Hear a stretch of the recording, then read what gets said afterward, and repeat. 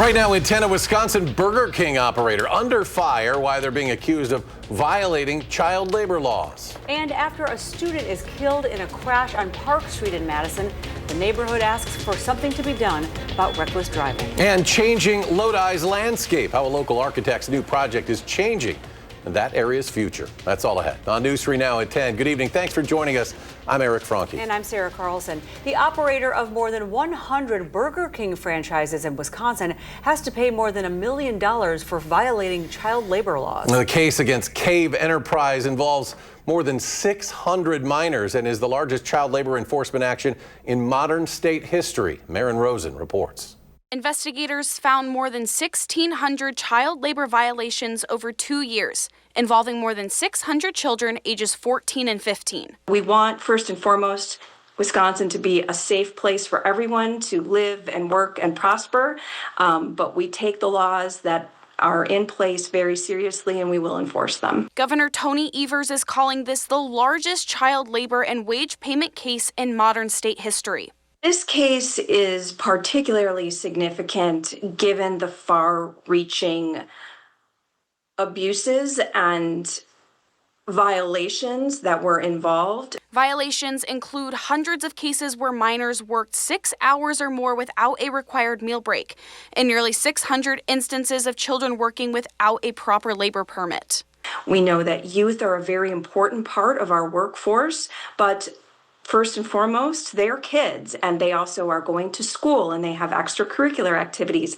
The Department of Workforce Development says protecting young workers is their top priority. We take violations of the law very seriously at the Department of Workforce Development, especially those violations that involve our most vulnerable segments of the workforce, including our youth. It's Maren Rosen reporting. State officials say Cave Enterprises owes more than $1 million in penalties and back pay. If payment is not made within 20 days, the case will be referred to the Wisconsin Department of Justice. And now to the weather. A wintry mix moved through this morning, and Blaze, we're hoping not too much more snow in the forecast. No, there is not really a lot of snow in the forecast, especially this weekend. A lot going on, particularly tomorrow, especially in downtown Madison. But a lot of activities may be planned for this weekend, especially given it's also NFL Sunday and Super Bowl Sunday, but we are looking at pleasant conditions as we get further into the weekend and then into next week. We climbed into the upper 30s to low 40s today. 41 Lone Rock, Monroe, 42 in Platteville, 37 Viroqua. We got to 38 in Madison. We're going to settle into those single digits tonight. The high pressure system is moving on in behind that wintry mix this morning, cooling us down just briefly. And thanks to northerly winds, maybe a bit of a wind chill as we're waking up on Saturday, just slightly below zero, but nothing too cold. We're back into the 20s on Saturday, becoming more cloudy as the day goes on ahead of a cloudier Sunday, but warmer Sunday. 40s returning on Monday. How long they stick around for in the full forecast. All right, Blaze, thank you. The deadly pedestrian crash that killed a Madison West High School senior is calling into question the safety in that area. Since 2023, there have been 5 crashes at that intersection of Burr Oak and South Park Street, including the crash that killed Alexander Rosen yesterday. Out of the 5 crashes, 4 of them were vehicle versus vehicle. 4 of them happened in broad daylight. I've seen plenty of people blow red lights here on Park Street. That particular intersection, even though there is a lighted crossing, a lot of people just don't stop. They're unaware of it. Now, there is a growing memorial on South Park Street where Alexander was hit. No one is hurt after a car drove through the garage of an apartment on Madison's west side. The crash happened about 6:30 last night near Old Sauk Road and Widgeon Way. The car had damaged the garage enough that crews were worried about the building's safety. But after taking the car away, fire crews found that the building was safe and nobody inside had to leave. Well, more than 6,000 bags of M&M's candies packaged for promotional materials have been recalled. The FDA says they may contain undeclared allergens. The recalled products include select bags of peanut M&Ms and regular M&Ms sold with a wide range of promotional labels. They were distributed across 20 states, including Wisconsin. Consumers with milk, soy, or peanut allergies should not eat them and throw them out. Now to the ongoing uncounted ballots battle in Madison. Back in 2024, nearly 200 absentee ballots went uncounted by the Madison City Clerk's office. Law Forward is now representing multiple voters in a suit asking for for compensation from the city, seeking to have the suit tossed out. The city's legal argument is that the right to vote by absentee ballot is a privilege, not a right. That prompted swift criticism from the governor and the Wisconsin Elections Commission. On the next edition of For the Record, our political reporter Ellie LaLiberte presses Mayor Satya Rhodes Conway about that argument. Personally, I think that every form of voting is a right and that every ballot should be counted regardless of how it's cast. What I think, though, people have a problem with is not us or this lawsuit, it's with the state law. So if the state law is suggesting that absentee ballots are not as protected as other ballots, then we should change the law. Watch Ellie's full interview with the mayor and a roundup of this week's political news this Sunday morning at 10:30 on For the Record. We often refer to you, our viewers, as Madison area residents, but the heart of southern Wisconsin beats just as strongly in many of its small towns. Yeah, so tonight we introduce you to a local architect who is changing the landscape and the future of Lodi. It truly was a place in my heart. Steve Schulfer is a partner at Sketchworks Architecture in Middleton, standing at what will soon be called Primary Terrace on a historic hill overlooking downtown Lodi. I've always had an affinity for Lodi. I'm a small town guy, born and raised in central Wisconsin, in a small town, and had been coming through Lodi recreationally for about 25 years. Steve drove through, biked on the Ice Age Trail, hiked, and spent time on Lake Wisconsin. And as an architect, something about this small town was calling him. Literally on a Saturday morning, went around knocking on doors and talking to the neighbors and trying to at least introduce myself, introduce what our vision was for the property. Had a neighborhood meeting. It was received very well. The school had been vacant due to structural issues and hazardous materials since 2017. The property was desperate for renovation. They worked closely with the community and leaders, and now residents can't wait. I get people coming up to me all the time talking about what a great vision, what a need for housing that the community of Lodi has, and what a great use of this property. Primary Terrace will include 50 units of independent senior living available this spring. One of the seniors I spoke to said she was born and raised in Lodi, lived her entire life in Lodi, but because of a shortage of senior housing was now forced to move out of the community. Unless you actually come here, you just don't realize. And the more time you spend here, there's just, I don't know, it's like this magic in the hills, and the people are so great. Heidi LaHue is the executive director of the Lodi Chamber of Commerce. She says this project is exactly what Lodi needs. So over the years, the windows have broken and the roof has leaked and everything has just gone downhill. And Steve just came in at the perfect time. Change, especially in a small town, can be scary. Residents are protective of their past. It's one of those communities that you see on TV often and you're like, that probably isn't real. It is. Yeah. And it's here in Lodi and Lake Wisconsin. I think it's just it really is a special spot. For example, this retaining wall, designed and constructed in the 1920s by a UW landscaping professor, is on the National Register of Historic Places.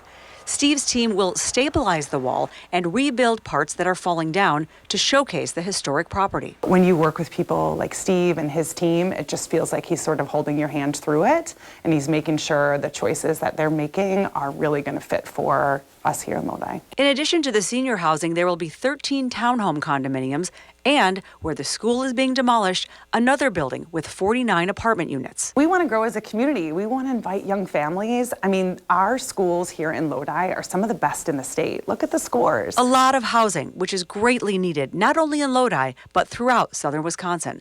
Soon, Primary Terrace will be a dream come true for everyone. I think being so close to my heart in terms of the type of community that it is, being a property that I've been looking at and watching for decades, is exciting, and being so close to my own home is fun to watch. And part of the plan for this Primary Terrace is to dedicate a portion of the land back to the city. 4 acres had been used as a parkland for the school, so the city will now have a new park as well as a playground with walking trails and concrete steps down to Main Street. Dane County could soon allow some vehicles on its frozen lakes. A proposed amendment would allow registered recreational vehicles such as ATVs, UTVs, and snowmobiles onto the ice and remove weight restrictions and flotation requirements for such vehicles. But county leaders want to hear from the public first. A meeting on the proposed changes is scheduled for March 4th, and written comments will also be accepted through March 9th. A yearly tradition is back this weekend out at Memorial Union. It was day 2 of the Wisconsin Winter Carnival. The wind was howling on the open ice as students and Madison natives toughened their way through the cold to try a 9-hole hockey shooting course, learn how to ice fish, and check out a yearly tradition that's been going on for decades. Winter Carnival has been part of the Wisconsin Union since 1940. So about 86 years we've been bringing this tradition to downtown Madison. Lady Liberty began in 1979 as a prank by Leon Varjan and Jim Mallon, and we brought it back in an inflatable version in 2019. Love to see her there. The inflatable Lady Liberty head and torch is to scale as the real statue on Liberty Island in New York City. Now, don't worry if you missed today. There's still time to come out to the Memorial Union and check out all the events happening tomorrow. A record number of U.S. employees plan to miss work the Monday after the Super Bowl. That's according to a survey from workforce platform UKG. It estimates that 26.2 million people are planning to be absent. Now, that beats last year's record by about 4 million. Most survey respondents say they're using paid time off or swapping shifts. About 5 million say they'll simply call in sick or not show up. Coming up next at 10, the family of Nancy Guthrie releases a second video. And outrage over a new social media video, how the White House is responding to a racist video posted from the president's account. And Blaze has more on what we can expect for the weekend weather when we come back. President Trump is under fire after a repost on Truth Social contained a clip of Barack and Michelle Obama's faces superimposed on dancing apes. The White House's initial response said it was an internet meme about the Lion King, but around noon the post was deleted and the White House changed its response, saying a staffer, quote, erroneously posted it. Well, I mean, it is racist. It's shocking. It's sickening. And we should all be disgusted by it. But I think we also need to make sure we're not distracted by it as well. But what the president has done is gone beyond racial profiling. This is racism. This is raw, rank racism. Members of the president's own party also unleashed outrage. Republican Senator Tim Scott, the Senate's only black Republican and a close ally of President Trump, said, quote, "It's the most racist thing I've seen out of this White House. The president should remove it." Now to our weekend forecast. Many of us may be heading to a Super Bowl party this weekend. Will the weather cooperate with your other outdoor plans? Blaze joins us now with the answer. And it does look like it, thanks to that incoming high pressure system that's moving in tonight. It is going to keep our weather on the quieter side, not only Saturday, but Sunday as well. Temperatures, they're going to do a little bit of a roller coaster ride, going from the 20s tomorrow to the 30s by Sunday, and then further into those 40s for both Monday and Tuesday. Even though we'll cool down after that, you'll see here in the 7-day forecast we're staying not only above freezing, but above normal for the rest of next week as well. So that incoming high pressure system is coming out of Canada, which is why we will be cooler tomorrow. Not as cold as where we have been, but definitely cooler than where we were today. Clouds will be increasing throughout the day as winds eventually turn out of the southeast. That's going to help move in our next low pressure system out of the Dakotas. And as it moves its way eastward, winds are going to turn out of the southwest. And that really helps warm us up as we go into Monday. So we'll stay mostly cloudy, turning partly sunny as the rest of Sunday goes on. We're looking ahead to Monday already. Southwesterly winds, they're warming us up into those 40s. But notice that a lot of our precipitation is staying even north of Wausau. So we're likely not going to tap into any of that rain, or at the very least a rain-snow mix on Monday and possibly into Tuesday as well. We'll have to wait until later parts of next week to maybe bring in a chance for some rain or rain-snow mix here across southern Wisconsin. So if you're planning on heading to the Winter Carnival or the 5K, or you just want to get outside on Saturday across southern Wisconsin, you're going to be definitely needing that winter jacket. Low 20s, winds will be light and out of the south, maybe causing a bit of a wind chill, especially during the morning hours. On Sunday, it's still below freezing, but we're in the 30s at least. Southeasterly winds at about 5 to 10 miles per hour, warming us up, but we really don't tap into that warmer air like what we got into this afternoon until Monday and Tuesday of next week. We will cool down Wednesday onward, still staying above freezing and still staying above normal for the remainder of the upcoming work week into your Valentine's Day weekend. Wednesday into Thursday, again, is when we might see our next best chance for some precipitation across southern Wisconsin. Based on temperatures, probably going to be more of a rain-snow mix than pure rain or pure snow. But take a look at those temperatures that we have forecast compared to normal. Every day except for Saturday, above normal by about 5, 10, almost 15 degrees above normal both Monday and Tuesday as we slide into those low 40s. For context, we should be right around 28 degrees. So anything above that as we go over the next 7 to 10 days is going to be warmer than average. So that being said, the ice is likely going to be thinning here as we go into your Valentine's Day weekend. So if you plan on getting out on the ice, I would do it sooner rather than later. If you plan on enjoying the snow while it's still out there, do it sooner rather than later as well. Not much to say other than the rain-snow chance Wednesday and Thursday of next week. Enjoy a quiet Super Bowl Sunday and what looks to be, at least for now, a quiet Valentine's Day Saturday. Looks beautiful. Thank you, Blaze. The first round of voting for this year's Madison Magazine's Best of Madison is now underway. Through the end of the month, you can nominate your favorite restaurants, businesses, TV news personalities, writers, and more. The round is this one, write-in only. You can vote one time a day in each category with a valid email address. You can also buy tickets to the Best of Business luncheon on our website, channel3000.com. Andrew's here with sports. Well, you noticed like a month ago or so, the Badger hockey team was really cooking. Yeah, that would be one way to put it. Just like it's been really, really warm outside for the last 6 weeks. They need a win now, though. And the worst of ways. Still to come in sports, Wisconsin men's hockey looking to snap that season-long skid, and the Bucks looking for a season-long win streak. Next on News 3 Now. And now, News 3 Now Sports, brought to you by TDS Telecom.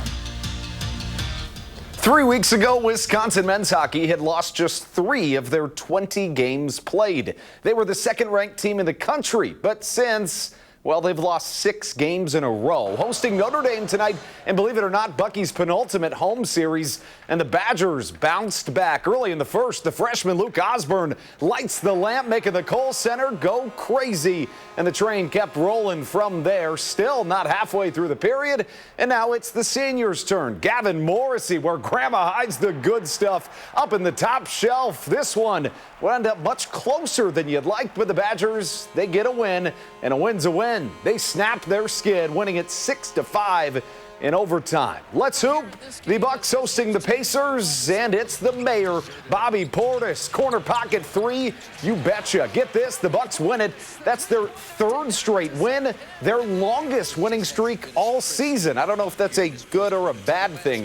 105-99. After playing 7 games at the Kohl Center in January, Wisconsin men's basketball will play just 2 at home in February. That means a whole lot of road tripping, including tomorrow at Indiana. So naturally, this week's Huddle on 3 question had to be, what's the best part of a road trip? I like the feeling of it's just us against everyone else. I think, oddly enough, I feel like maybe there's less pressure when you're on the road.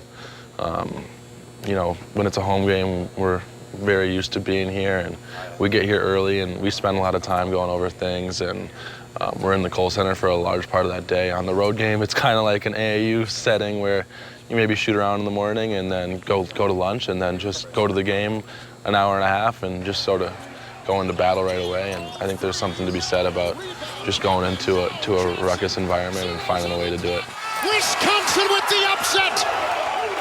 Wisconsin has beaten number 2 Michigan.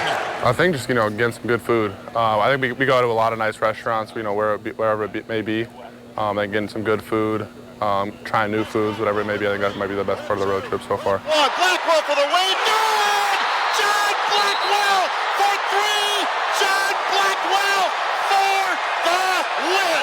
I mean, if I'm being honest, I don't really like road trips too much. I like to be in my own room, but if I had to choose, I think it's just, I like playing on the road and just being in different environments, especially when it's like a top environment in the conference, when you just, like, it's always fun to just silence a crowd. Like, those are the best moments when you're going on a run and the crowd just can't say anything, especially when you're playing one of those top teams. Like, I think even just like when we're at Michigan or we're at Minnesota and we're just going on runs and the crowd just goes silent, I think those are the best parts.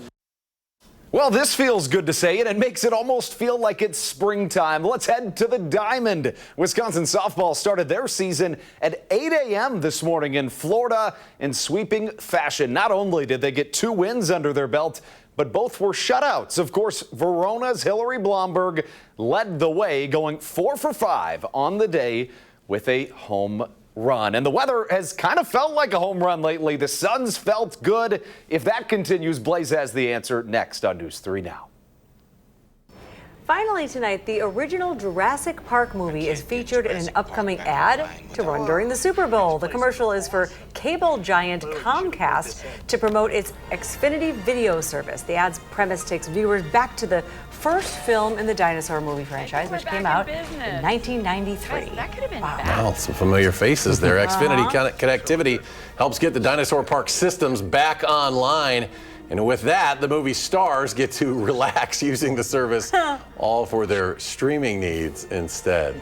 I try not to look up the ads ahead of time because that's my favorite part of the Super A Bowl. lot of people, it's what they watch, right? Right? Those of you that don't care about football want to watch ads, you'll have ads to watch on Sunday. That could have been a fun time, seeing all the dinosaurs just relaxing. Nothing bad happens, and they all go home. Could have been a really fun And Super Bowl franchise. Sunday is supposed to be a nice day out, too. That is true. We're looking at the 30s to return on Super Bowl Sunday after hanging out in the 20s on Saturday. Both days, a mix of mostly cloudy to partly sunny at times, light southeasterly winds.